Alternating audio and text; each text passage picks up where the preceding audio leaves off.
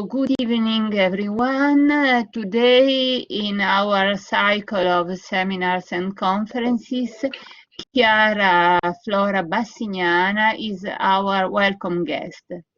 She is attending the doctoral course at our university, and actually she is writing, her thesis about biocultural diversity conservation in Italian landscapes. Thank you, dear Chiara Flora, for accepting our invitation, and I give you the floor. First of all, asking you to introduce yourself to our students, then to start your conference, and at the end of the conference, I think that there will be no lack of questions. Thank you. Thank you, Antonella. So, good afternoon, everybody. I share my presentation because the beginning is also part of my presentation, so I can tell you a little bit who I am. So you can see the presentation, I guess, right, Antonella? Yes, right. Okay, so we can start. I want to say from the beginning that so for me, it's very important the all non-verbal communication in conferences or meetings. So online, I suffer a little bit. I really would like to see faces and understand a bit like the energy of the room and things like that. And I know it's not that possible, but we have a chat. So please, really, like if you have whatever comment, please write it there.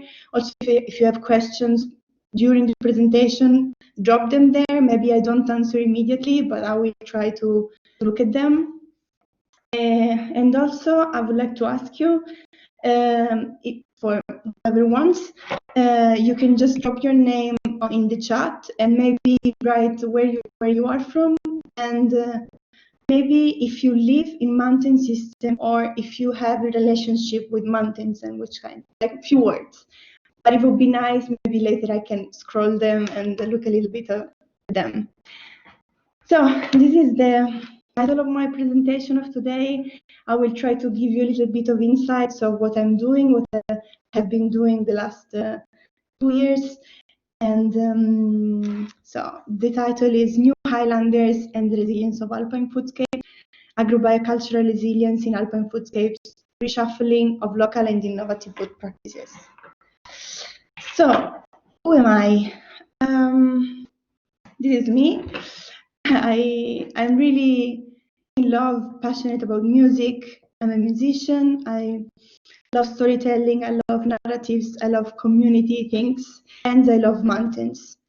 And I'm part of this very special group. I'm really lucky to be part of this very special team of PhD students. We are the first PhD program of this university, if you don't know.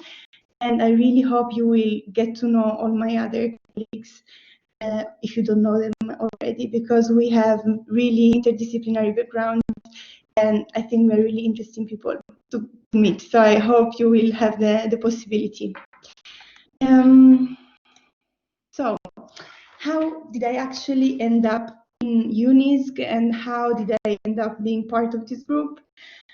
This is, of course, a long story, but to keep it short, I studied biology, more ecology, let's say, and in Turin, in the University of Turin. And from my bachelor, I was actually really trying to live as much as I could the fieldwork part of research, really trying to understand what could actually interest me more. And so I started from my bachelor working in mountains, but really working on biodiversity conservation. And in particular, I was studying the effects of climate change and how we can actually monitor climate change through bioindicators like butterflies, grasshoppers, and other organisms. So this is the first picture. Then I did a master in biodiversity conservation specifically, and I was doing my thesis both in the Netherlands and both in Italy. And I was really working on ecosystem restoration mainly for butterflies and ants. Butterflies are like umbrella species, so if we preserve butterflies, we are also preserving an whole ecosystem. So there was a bit the approach. And through this whole experience, through biodiversity conservation, I finished my master. And I ended up in this phase. I needed to decide what to do of my life. And I had a bit of bittersweet feeling because I could see the many conservation projects, especially in Italy, they were facing some problems, and sometimes they were failing themselves. And so I was asking myself, okay, what is happening? Also comparing with the systems in the Netherlands. And I understood that there was sometimes really a profound disconnection with the local communities. They were actually living in these environments, and most often also in absence of empowerment of local stakeholders could actually potentially be involved in the resilience of these projects.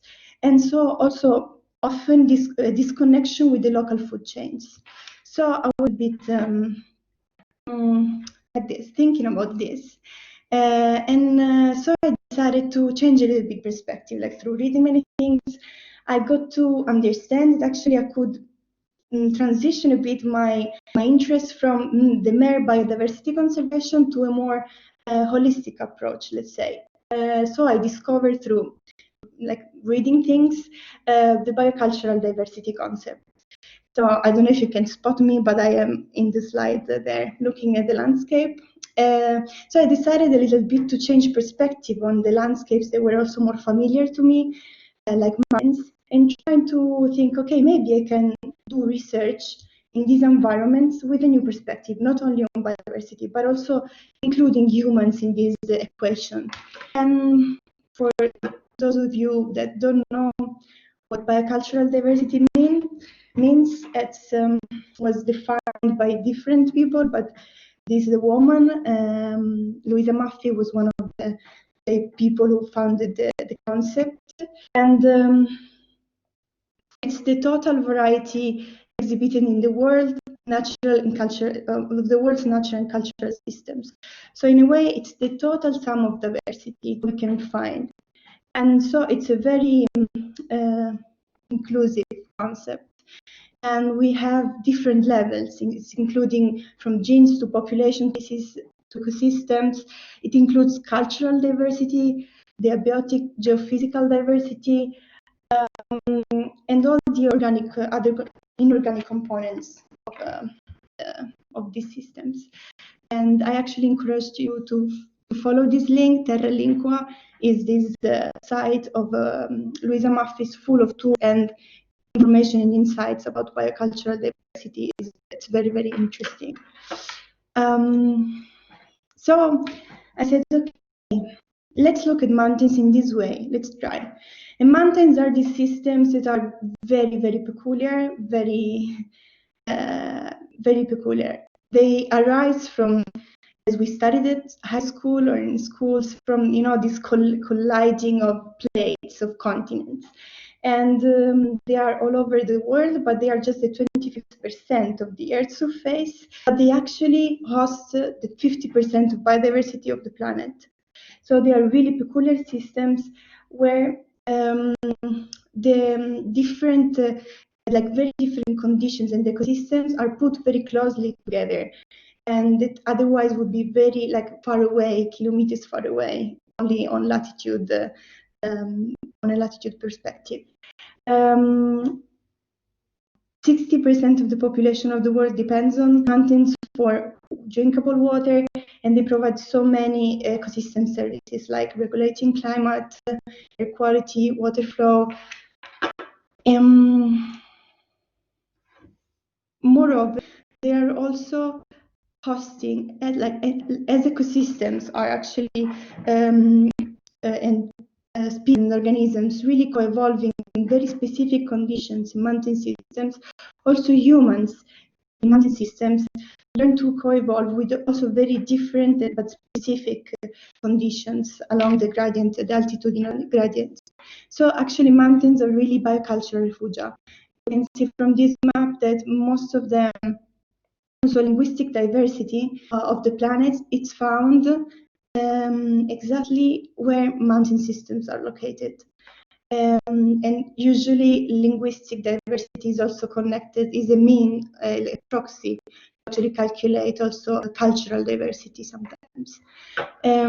So bicultural refugia means places that not only shelter species, but also carry knowledge and experiences about practical management of diversity and ecosystem services. So people that live in the mountains host this pool of knowledge and experiences of local people of how to intertwine and live with the ecosystems themselves.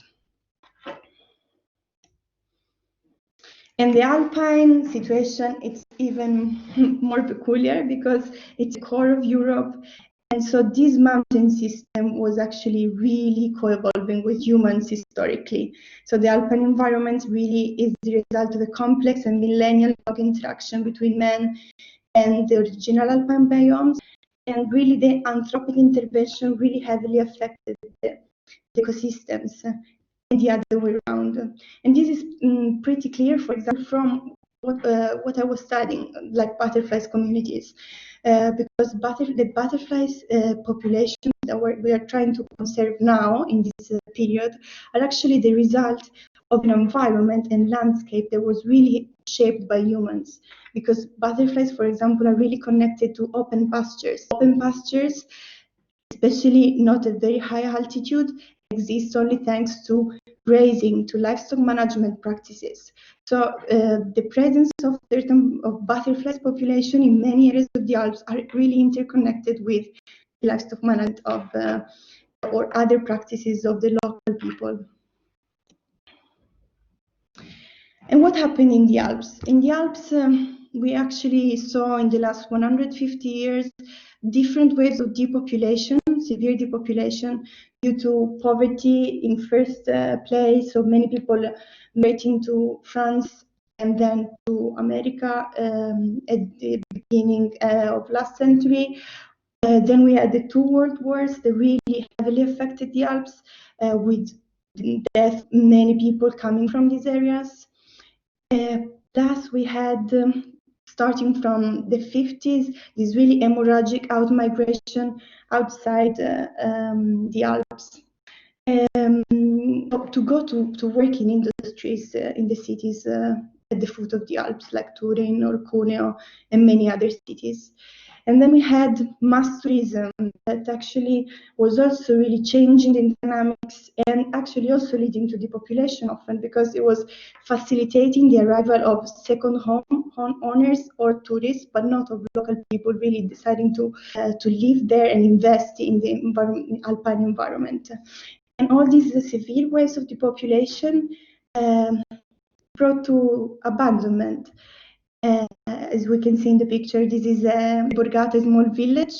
That is in a place in the mountains where I go very often. And this is an entire village that is completely now inside the forest. And of course, it wasn't in the forest before.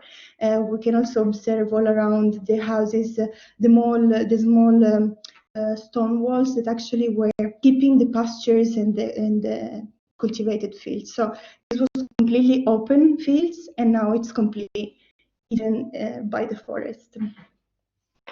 The abandonment, one of the major threats of abandonment is actually the loss of stewardship memory and of social and collective memory, of really this relationship of living and co-evolving within the ecosystems by local people. This is a very famous book that was written in the 70s. It's very known by Italians, but I don't know if other people know it. And it's very interesting because it was written in the 70s. And this writer really gathered hundreds of interviews from the rural Piedmont and many interviews also from mountaineers. And he was really interested in actually the social dynamics like out-migration and wars. But through his interviews, we could really see also the picture of the abandonment of those years. And the people were really also telling so many things about how the foodscapes, the local foodscapes of the Alps looked like before the two world wars, before the advent of mass tourism. And so we can really have a picture of that period, and also have a picture of this phase that was really at its highest peak in the 70s, abandonment. So of entire villages, so completely empty, and the forests and the reforestation that was going very fast. I just want to say reforestation, it's not good or bad, but sometimes in environments such, like in these environments where actually really humans had a very important role, sometimes reforestation or rewilding could actually have really bad effects on wild animals as well. This is the example, for example, also for deer's populations, because wolves were completely disappeared in the Alps due to hunting, etc. And with the reforestation, actually, there was the explosion of deers, also with the abandonment of the practice, maybe of hunting in a certain way. And this was also really heavy for the all forest ecosystems dynamics. So we saw all these waves of depopulation. Abandonment brought threats, brought gaps. But these gaps and these windows are also doors in a way, are also in a way a potential place, parentheses, that could be filled in a new way. And this is exactly what was perceived also by certain people. And this is why we could see in the last years, 15, 20 years ago, really a trend of repopulation in the Alps. We can see it from this map. We can see, especially in the Western Alps, there was a trend of repopulation. So these famous so-called new Highlanders. And so this very burning question is, who are these mountaineers, these new Highlanders? What are they doing in the mountains? Why they came back? And why are they coming back? And there are so many research groups and associations working on this in this period. And in a way, my research and my proposal came in this line, within this question. But it was I decided to concentrate more on really the relationship of these new Highlanders in shaping and interacting within the foodscapes in the mountains. So I really wanted to ask myself, like, okay, so what is the situation of rural foodscapes nowadays in the mountains? How these new mountaineers are interacting within the foodscapes, and how the Alps are affected by these newcomers, but like the environment of the Alps is affected by these newcomers. How they are also intertwining and encountering the local practices. Are they embracing them or not? We know that in the mountains we have mainly three domains of foodscapes, let's say. We have pastures, high pastures, and then also more low pastures, where mainly livestock farming is carried out. We have forest, agroforestry, that is really a very important foodscapes in the mountains. We have chestnuts, we have mushrooms, we have foraging of wild plants, and then we have the cultivated land that really decreased severely due to depopulation, as we saw. And cultivated land, of course, it's more at lower altitudes. It includes family horticultures, but also crops and crop fields. And I decided to actually concentrate my research on cultivated land, also because it wasn't that much studied, especially also on a more from an anthropological point of view, and really trying to also find the interaction between the different actors of these foodscapes of cultivated land. So my questions of my research were really, how is practicing agriculture? Who is practicing agriculture in the mountains? And which kinds of agricultures, which types? how these people actually learn to farm. They arrive with the knowledge and the practices. Did they learn once they were there? From who? How they are actually exchanging practices with local people, with new people. Are there people that are more prone to actually adopt and embrace more agroecological practices more than other people? So these were the all questions that inspired my research. And to answer them, I did many interviews, semi-structured interviews. Most of them, they were like structured in 3 parts, one more biographical, so to really try to understand who is this person, like is it a new Highlander, is it a native person, this person that is practicing agriculture, what are the reasons why they ended up doing these activities. Then there was a part more about really the specific practices that they are carrying out, so that they were all the practices within the food production chain of agriculture. And then there was the part really about the interaction with the other actors of the local place, but not only the local place, also within the valley or outside the valley. And then, of course, I also participated to many events. I followed many of them, and to really try to understand those dynamics that sometimes is not so easy to grasp verbally. So I actually I carried out more than 60 interviews, and I'm still finishing to interview some people. And so I started having the first results. I mainly carried out interviews in Valvaraido and Valchiusella, but also in these other valleys that you can see. And who did I interview? Yes, mostly farmers, so people cultivating the land, not livestock farmers.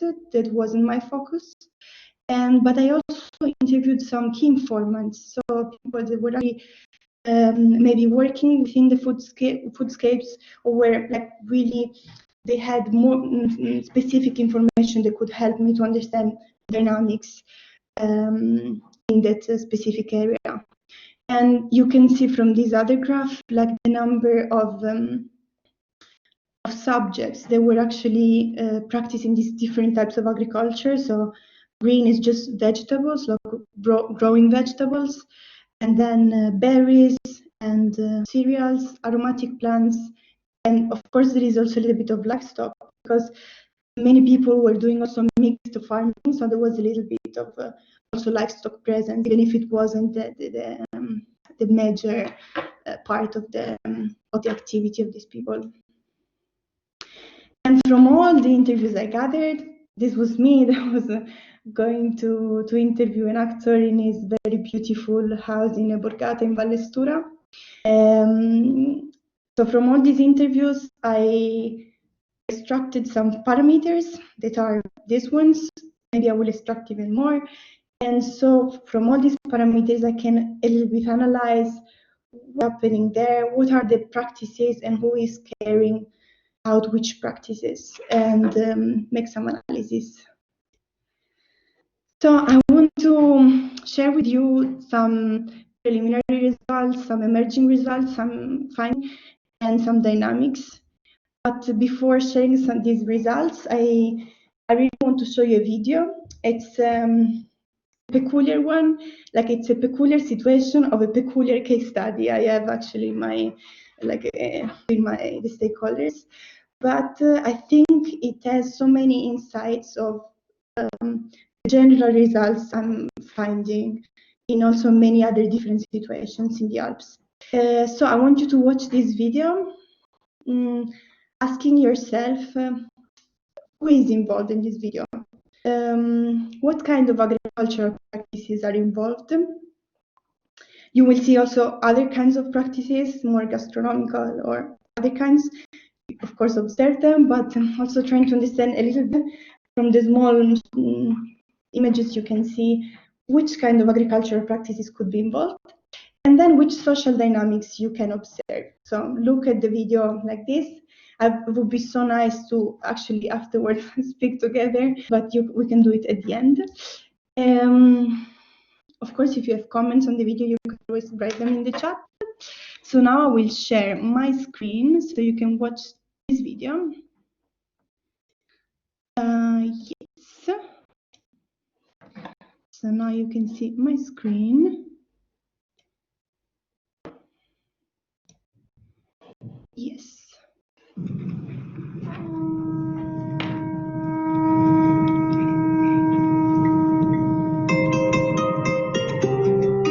Volevo raccontarvi un po' della storia di questa cerimonia. Scusate se mi emoziono perché i miei nonni sono Maya e io da quando sono piccola sono cresciuta sempre nei campi, coltivando il mais, scoprendo le piante. Mi mancava questa cosa e mi sono sentita a casa quando ho messo le mani in terra. Grazie al nostro piccolo gruppo di amici abbiamo cominciato a farlo insieme. Ora siamo una grande famiglia, siamo tantissimi milperos e io li contamino un po' con la mia cultura maya. E questa cerimonia viene da questa cultura millenaria che aveva molto rispetto per la natura, per il cielo, per l'acqua, per la terra. È proprio il sentore di un popolo che coltiva la terra ed è molto legato alla terra perché la terra è quella che gli dà da mangiare. Cerimonia maya per il ringraziamento del raccolto. Da oriente arriva l'alba, il giorno, la speranza, la forza. Siamo fatti di sole, luce, calore, sapienza e crescita.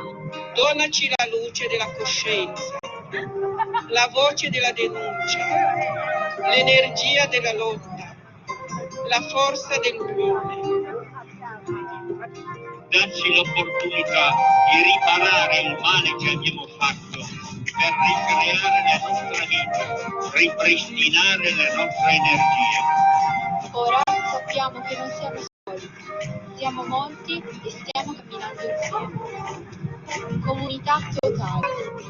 Fino al nascere del sole cerchiamo la pace in tutto il mondo, che ci sia la libertà, la tranquillità e la salute per tutti i tuoi figli dove sorge il sole. ¡Viva la madre tierra! ¡Viva! ¡Viva el maíz! ¡Viva! ¡Viva todos y todas! ¡Viva! ¡Viva todas y todos! ¡Viva! ¡Viva nosotros! ¡Viva! ¡Viva nosotros! ¡Viva! ¡A comer!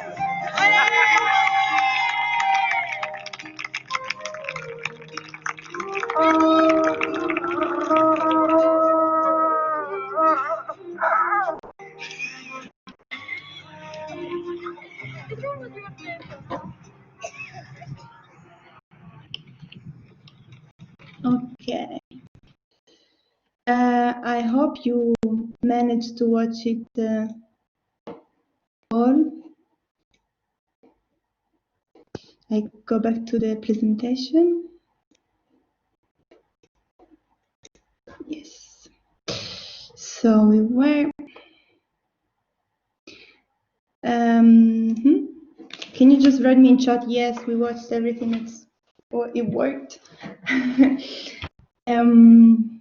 Yes, Okay. all right. Perfect. Okay, perfect. Yes, so this was a very peculiar situation and case study I'm actually working with. And I'm really lucky that I have a fieldwork assistant that is my husband, sometimes coming with me. We can make these amazing videos. The first thing I want to share with you starts from this question that we can also ask ourselves while after watching this video. No? So who was involved there? Who could we understand was a bit more the leader of what we saw?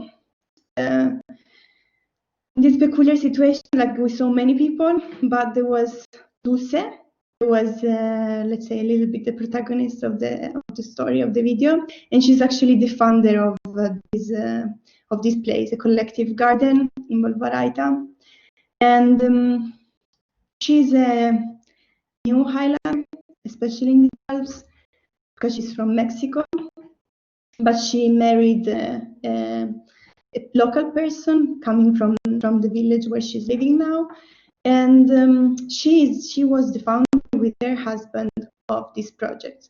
of really collective garden, and they started gathering different people from like locals, but also new people coming to live in the valley, and they were really seeking for like growing food together. She really said, like, I didn't feel at home until I started growing things here. And now there are more than 40 families growing food, like all their vegetables together in a collective way. And so is it this just a very example or not?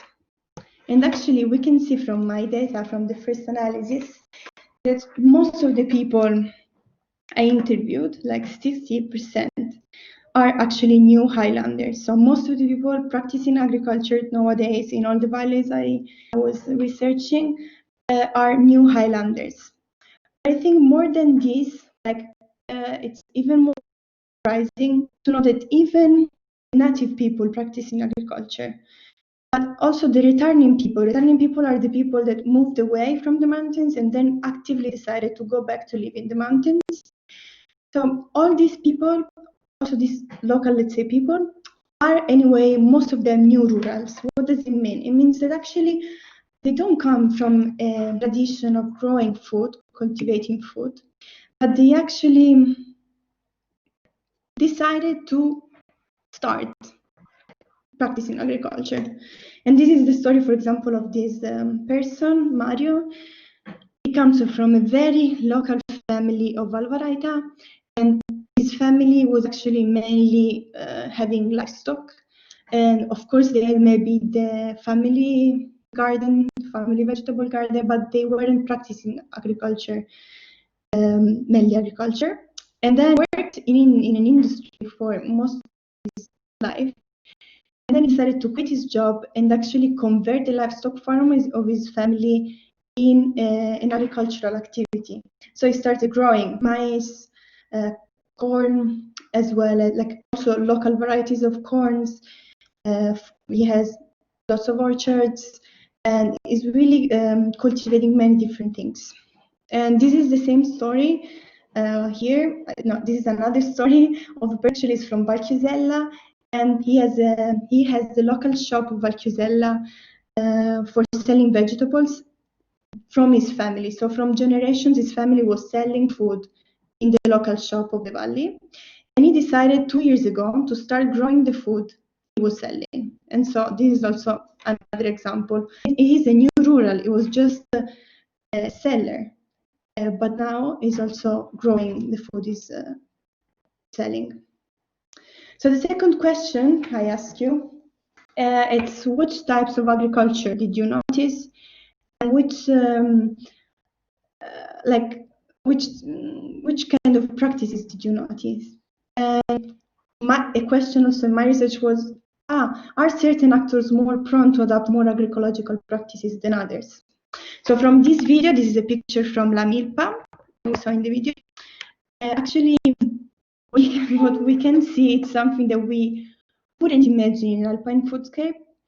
Of course, this video was in not that high mountains, the altitude was not that high, but anyway, we could see tomatoes, we could see aubergines, we could see many consociation of plants, we could see mulching, we could see intercropping, very different from what is actually the story of the local traditions of agriculture, that actually was mainly, most of them were also lost with abandonment. And so I'm really analyzing now my data to understand who is adopting more agroecological practices nowadays and which practices, and this is still in a analyzing phase. But what I can say already from my data is that there are really changing systems and processes of co-production. What is co-production? It's a very nice concept that Van der Ploeg defined in his book, The New Peasantries, and it's really the ongoing interaction and mutual transformation of man and the living nature. So all those systems and processes that actually are mutually changing the human and changing the environment in the interaction between them. And so it includes all the practices, the routine dynamics of the rural people, of the farmers within the rural foodscapes, and not only the rural foodscapes. And I can really see from my research that this is changing. Okay. Oops. So, which are these new trajectory of co-production? Yes, we can see that there is at the same time contact and exchange with local people, but at the same time, really new Highlanders are bringing new practices that most of the time also challenge the local beliefs. For example, just sometimes it's just the idea of cultivating in certain areas that is already very revolutionary, because in certain areas, for example, it wasn't used to cultivate anything. It was only pastures or other things. But starting cultivating there, it's in a way already a new way of co-producing with nature. But then we see also really completely different new meanings in understanding their role within the foodscape. And we can see through the agrobiodiversity data, so there are both the valorization of local varieties that maybe were also lost, but at the same time we also have the introduction of new varieties coming from many different places, also very far away. And this is something we can see in La Milpa. In La Milpa there were so many varieties of maize, of beans, of squash, of tomatoes. Like they told me they have 40 different varieties of tomatoes, and they're really trying to understand which of them are more brilliant in that kind of environment. And this is the second picture, green one. What you can see are actually aubergines. They're not tomatoes, small aubergines that are cultivated by another actor in the valley. So really different system, different varieties involved in these kinds of agriculture. And then what we can also see, it's really also change in the basic practices of agriculture. What if we imagine agriculture in mountain systems as well, it's usually tilling, plowing the land since centuries. And this was actually also a problem for erosion, but it wasn't that much known also in the past.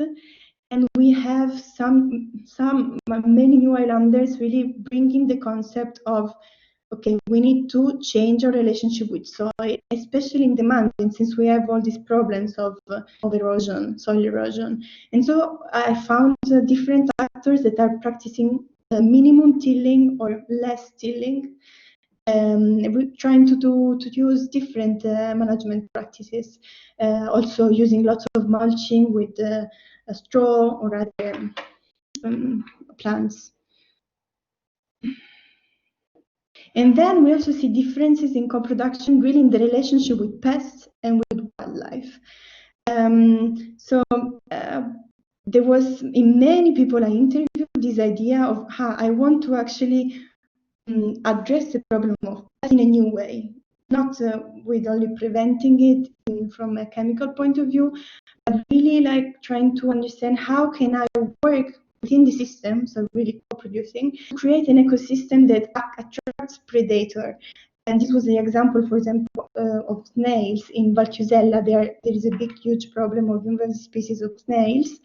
And there are some of these actors that are really working in this direction. Like, I want to create an ecosystem at my farm level that actually attracts hedgehogs, that actually are going to predate on snails. Or new understanding also of the relationship with wildlife. Wildlife, there is a problematic for agriculture, like boars or deers. So really trying to live this relationship in a less conflictual way, really trying to build new paradigms in this relationship, but also with wolves. I know wolves are not the main threat for agriculture, is more for livestock, but then in certain valleys, like for example Valchiusella, there were many people really eager to work on building a new relationship with wolves at the local level. So really also trying to empower the local communities to live relationship with wolves in a new way. And then the third point I asked you to reflect while watching the movie was, which social dynamics did you observe are involved? We could see many social dynamics, but it was totally clear, astonishing in this video, really the presence of a really strong communitarian spirit. And this, of course, it's exceptional for this situation because it's very, very strong. They also said, in the video, total community, so for them, it's very strong, and the whole concept of their collective garden is built upon this concept of sharing in community. But while this communitarian dimension was a surviving aspect of farming in Highland before, because it was almost impossible to live and survive in these environments in the past with a really strong collaboration between actors. Nowadays, it's not essential for surviving at all, because for how it works, our society, we can all in our own bubble, even in these environments.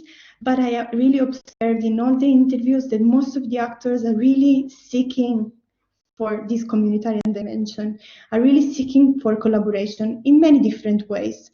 Really from seed exchange, like a small thing, but it actually has consequences on the different systems of farming, or sharing infrastructures and tools to be resilient, to also have less expenses, and sharing knowledge between different actors, and sharing also the different ways of selling. We gather together to sell the products and distributing the food, and performing tasks together. This communitarian dimension really inspired the second part of my research, that is really focused beyond the agricultural practices on the tools, occasions, and dynamics that foster connectivity, this participation between actors of the food system, and really facilitate co-creation of knowledge and practices. And some of these tools and occasions are also agricultural, like La Milpa, what we just saw, but sometimes are completely different. And this is the example. These are three more small examples. And of this second part is, of course, I'm just gonna really briefly tell you now that it's so there are three examples that are not concerning directly agriculture, but they are really occasions for really the co-creation of knowledge and the meeting of different actors.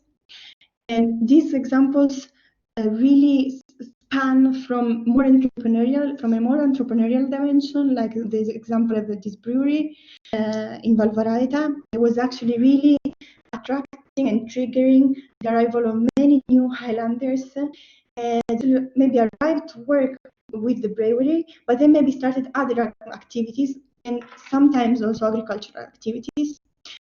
Two situations that are based on volunteering, like Biblioteca del Lupo, that is one of these places I explained a little bit before, really focused on building a new relationship with wildlife, with the different people and stakeholders of the local foodscapes. Barchiudella, two places that are more based on self-sufficiency, not with an entrepreneurial objective at all. For example, this Borgata in Valpellice, where really they have a gathering place where they do dinners together and many other occasions. And within these all occasions and places of exchange, the example of community ovens, Forni di Borgata, it's a very peculiar one. This is also why it became one of the chapters of my thesis, let's say, because I have so many information. But this is going to be the topic for another long conference, so I'm not going to tell you too much. But I want to show you just a 1 minute video to give you a little bit of taste of what it means, this place as a place of intergenerational learning and co-creation of knowledge and sharing. So I will just show you a small minute of this one, and then I will close. So I need to go here.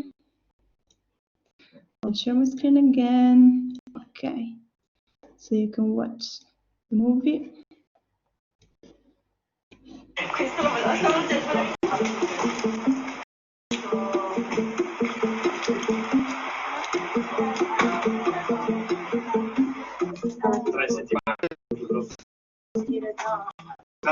avessimo fatto stasera non gli ficava. Questo poi è Guarda un po' di senso qua.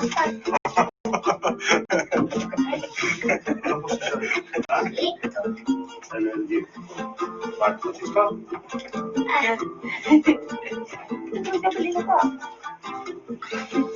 Ma quella un po'. Adesso non ho preso. Qui c'ho la finestra della roba solo. Fai divertire anche un po' noi. Sì, acqua basta. Sì, acqua basta. No, ma sotto asciutta. Hai le mani in pasta anche tu? In Vallessura ne ho visto uno in mezzo al bosco. Un po' sopra ti mette la crosta lì.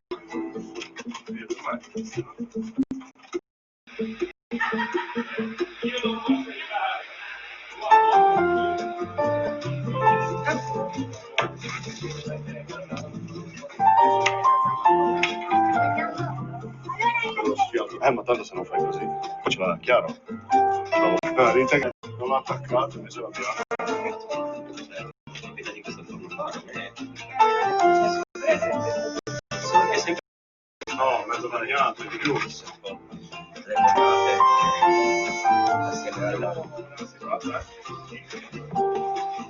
Assieme alla questione del parco si saltavano pezzi di storie, perché magari di storie era andato. Vabbè ragazzi, grazie. Poi il giro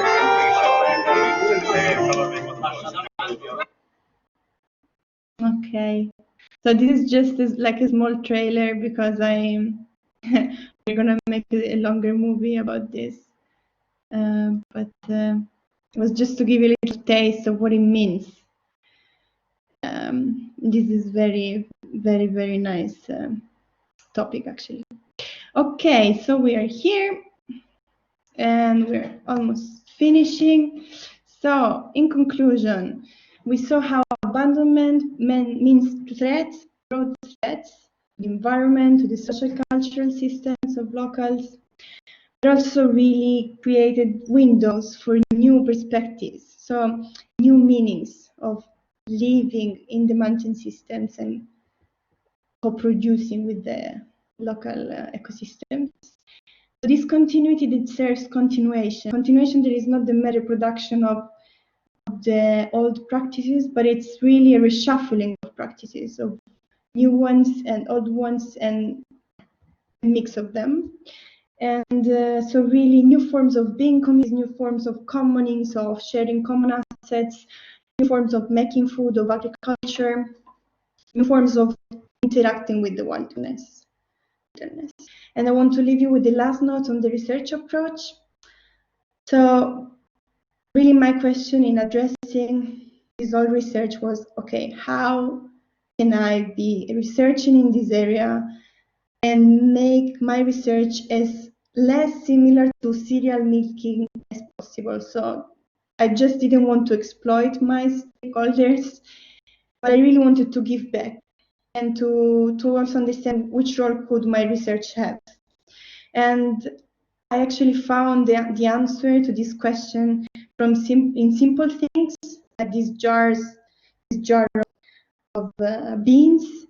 There was I went to one of the stakeholders I saw in the first picture, and I just shared an Instagram post saying, I'm here, very cool. He has so many varieties of beans that is trying to understand which ones are more resilient in the Alpine foodscapes. And then Julia, that I just interviewed a month before, she saw the story on Instagram. She said, okay, please, can you bring me some beans? And so I became a bit like a messenger, like bringing also seeds from one valley to a new one. But also, this was a very meaningful moment for me. It's when I went to IPA to show again the video we made of them.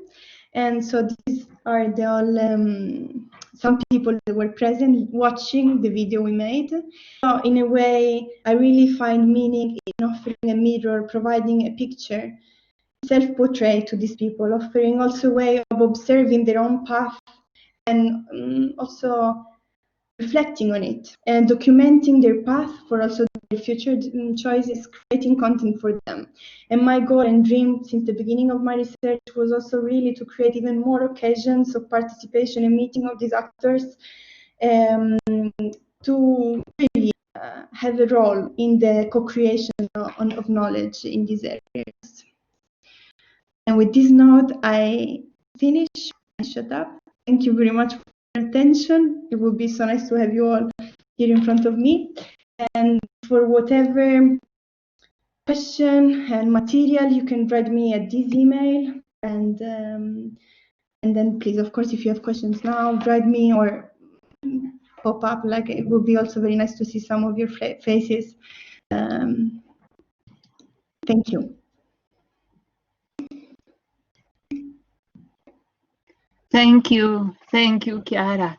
You can find in the chat also some answers of students. Yeah, I'm reading.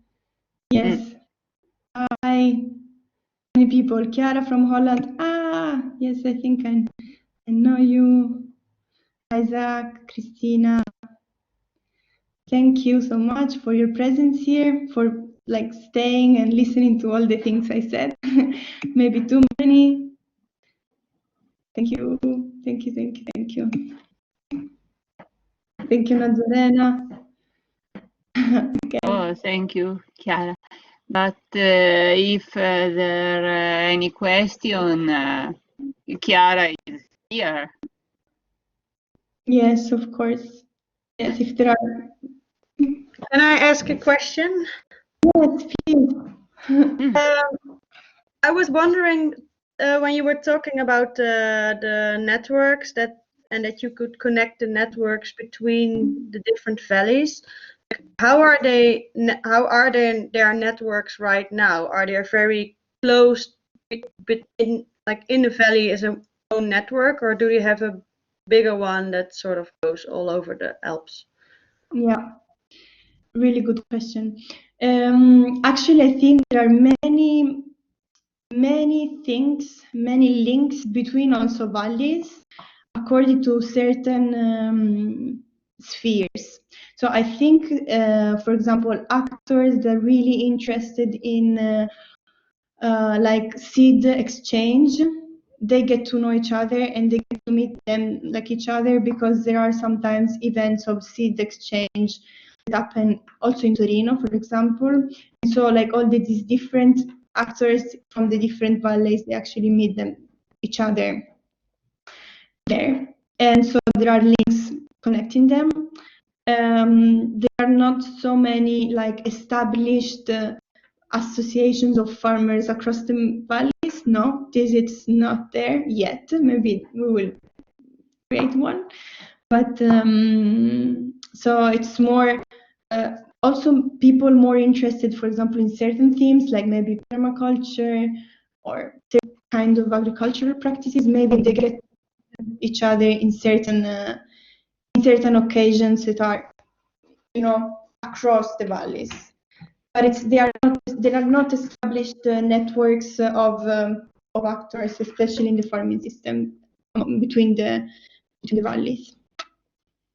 I don't know if I answered the question. Yeah, thanks. Yeah, I would like to ask another one. Yes. Because I was wondering, seeing all the beautiful images of people interacting with each other, and like how are the new Highlanders received by the local, mostly old population? How is this connection? Yes, I'm asking this every time I interview someone. So one thing that it's almost in common with all the answers I got is that at the beginning, of course, people are suspicious. But one thing works all the time in every valley is showing hard work. So many people said with local people, even if they were suspicious, as soon as they understand that we are actually really working as much as we can here and really trying to keep clean the area and build a relationship with the area, maybe managing also a little bit the forest. As soon as they observe this, they win the trust in a way. And so many people told me, okay, after a little while, when they understood we were working, we were committing and being here, working the land, living in the mountains, we really won their attention and their trust. And then we started sharing and exchanging things, and they started helping us. And sometimes also maybe they were a bit more disappointed about certain practices, but like we established the job, because even if they didn't know or they didn't share all the practices we were applying, they could understand we were committing to it. And so this was something I found in almost every valley, this pattern. Yeah. Cool, thanks.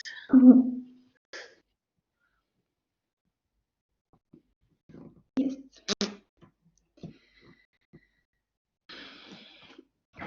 I'm reading all the.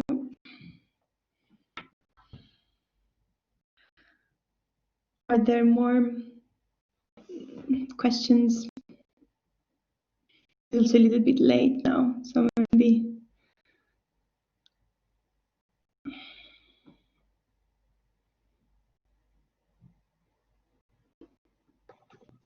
Any other question?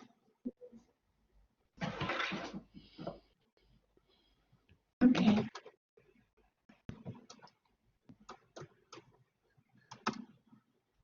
Yes, but please, really, I hope you all manage to write down my email, or maybe I will write it in the chat as well, because really I have so many topics and things I would be very happy to share if you are passionate about these topics. And so even if you need materials, literature, or whatever, if you want to write me like, Chiara, can you tell me when you go next time to a community oven, please, I want to come with you.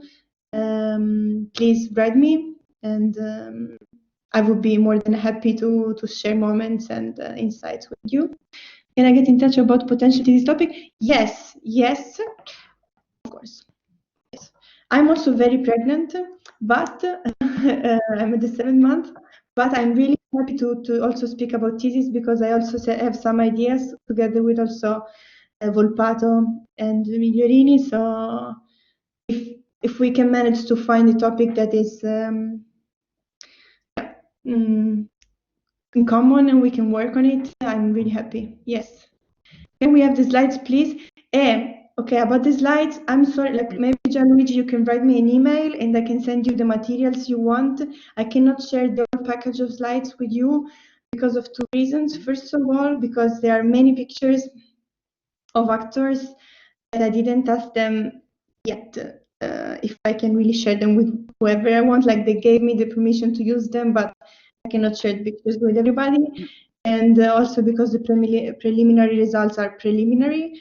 But please, I am happy to send you the materials you want, or if you are interested in certain topics, I'm really happy to send you the specific slides or the specific information. How you were perceived by the community? This is a very interesting question. Thank you, Francesca. So this was very funny. So most of the time, I really found really kind people, really people opening their hearts to me and really giving time and energy to me. But of course, I saw many times people that were a bit more suspicious at the beginning. For example, the actor I saw, Mario, that was the local who transitioned the family farm, livestock farm, to agricultural farm. When I arrived to meet him, he was really suspicious. He was speaking to me like really with few words, was really putting distance between us. And after half an hour of interview, it was still so distant to me. I don't know, something clicked, I don't know how I gained this trust. I don't know. But he started speaking and he couldn't stop speaking for 2 hours and a half, 3. And he was just showing me everything in the farm. And he wanted to give me the juice of apple and then the bag of polenta. And like I was overwhelmed. It was super nice. And still now he writes me almost every week with ideas he has about how to save the mountain system. So he writes me like, I got this idea. We can actually save our community in this way. And so this was funny. But also when we went to the ovens, the Rore oven, the one I showed you in the video, and when I arrived, I had a direct contact with the person there. There was also a friend. We became friends in these years, let's say. And so he knew me, but all the other people no. I told them, okay, this person is gonna come. And at the beginning, they were really cold to me. But then I started preparing the dough with them. I started deciding which kind of bread to make, and I was like working with them. And after a little, like really, it changed the dynamic, and also I gained their trust. And I went away with bottles of wine and pizza and bread, and it was very nice. Yes. Thank you for the question. I have one question. Yes. Because, okay, nice to meet you, Chiara. My name is Chiara, and I have one question because in the second video we saw also some children that they were in, of course, in this place.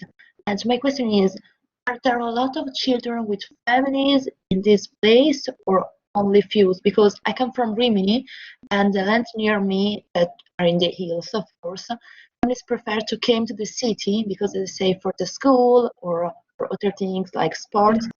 They prefer to have a community near the city and not the hills or mountains. Yeah, very good question. Of course, mountains and these areas where I'm researching are marginal areas. That mainly means that also the services like schools and hospitals are more far away and more difficult to reach. So it's a bit more difficult to have children there and have families.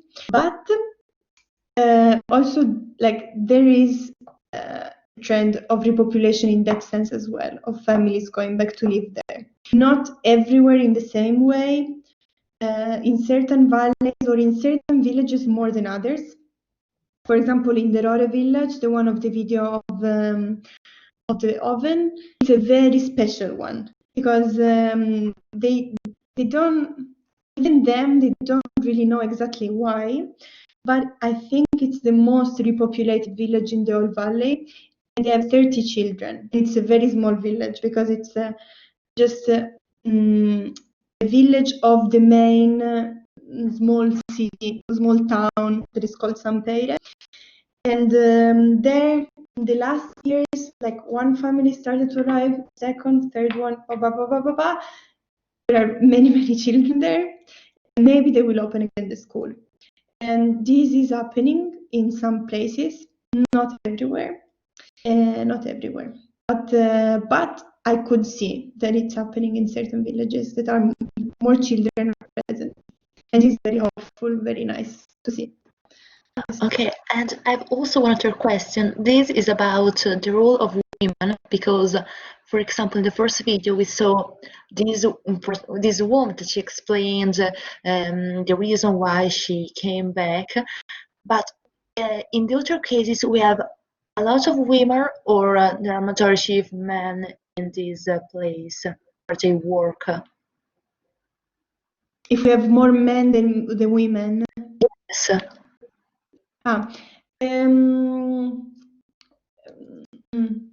No, I don't know. I don't know about this. You're more in the agricultural practices related things. Yes, yes, in agriculture. Yeah. So from my experience, I need to check my data if to see if I have more women than men or more men than women, but I cannot say, like, I think they are almost 50-50. I have many women also alone that started agricultural projects alone, even in really high altitude. I have many couples, so together, I have many cases are couples that they support each other and they start something together. And I have only some males, but I couldn't find the prevalence of males, at least in my case studies. So this is also a nice thing. Yes, so I will tell you more once I check the old data if I have a slight, higher presence of males or not. But for now, it seems quite similar. Yes. Okay, thank you. Thank you, Chiara. Okay, thank you for all these questions. It was very nice to tell you all this story, and I hope in the next months there will be also occasions in Pollenzo to speak more in person with you. And please, if you were here today and you see me around in Pollenzo, stop me and say, I saw your conference, so we can have a small chat. It would be nice. So it's like meeting each other for real. Yes. Thank you very much, Chiara. And everyone have a nice evening. I think that we can close this conference. Yes.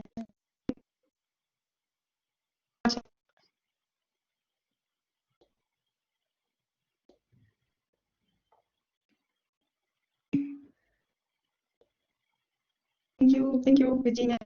Bye. Good evening to everybody.